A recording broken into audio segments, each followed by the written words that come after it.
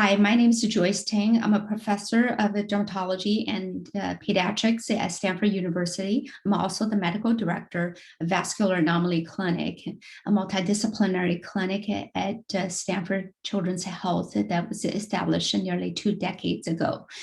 The project I'll be presenting today is on treating arteriovenous malformations using MEK inhibitors, a genetically guided approach.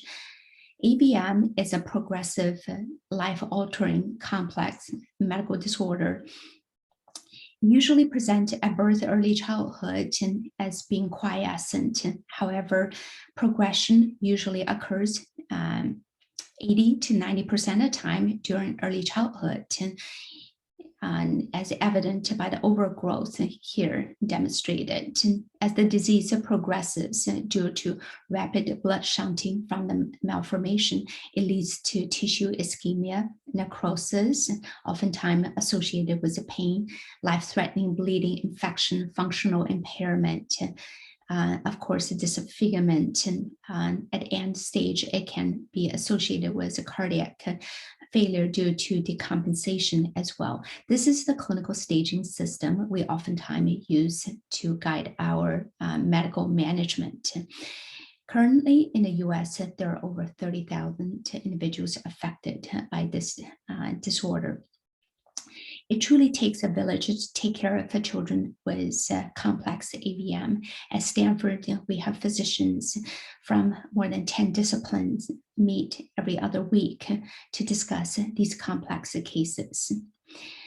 For decades, AVM was thought to be a surgical disorder, therefore managed by these surgical interventions. But surgical interventions always have associated caveats and listed here.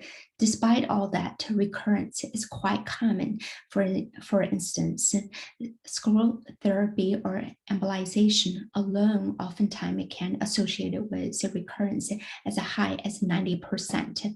These procedures are also very expensive, and there's no FDA-approved medical treatment currently. The breakthrough about AVM came several years ago when several labs independently identified MEP2K1 mutation and a few others, but this is the most common mutation. What happens with the endothelial cell that line the AVM blood vessel wall is that upon receive a pro-angiogenic signaling, the signals get relayed into the nucleus by these critical proteins. When there's a genetic mutation, the protein structure was altered, and specifically MEK inhibitor.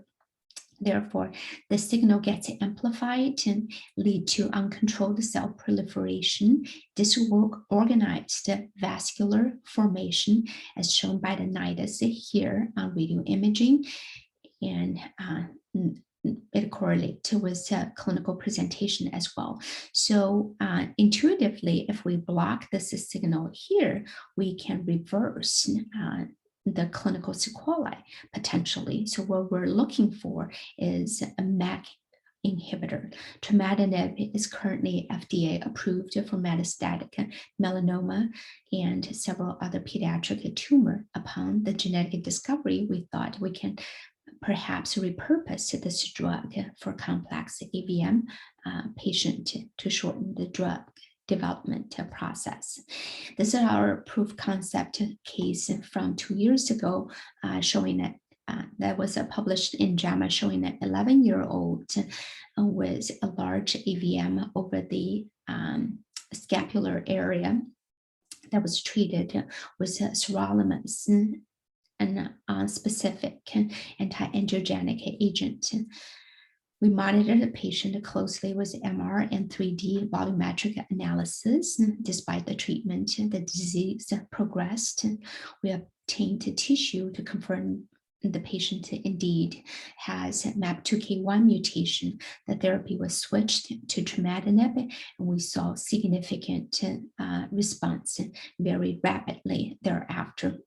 Based on several similar observations, we decided that we can move forward with a phase 2 study based on the efficacy and safety data. We know several other institutions, including UCSF, CHOP, and Boston Children's Hospital, are also very excited about the study. Jointly, we developed this 12-month therapeutic protocol and will obtain a baseline imaging, clinical assessment of quality of life, as well as a Q6-month repeat assessment in comparison.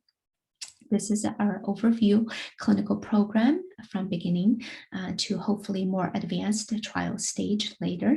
We have completed all these initiation tasks as listed here. In terms of a budget, in addition to the industry sponsorship for free drug in nearly $1 million we have secured. We also received institutional support for personnel, indirect cost, IRB, etc. However, we still need additional funding for data analysis and data storage. And this is where we hope that Care Within Reach will help us to achieve this goal and complete this study. Hopefully that I have convinced you that this is a very important clinical study for AVM children with unmet medical needs. And hopefully in the near future, we'll be able to develop a safe and efficacious treatment for these children to improve their medical outcome and reduce morbidities and surgical complications. I thank the sponsor for allowing me to present our project today.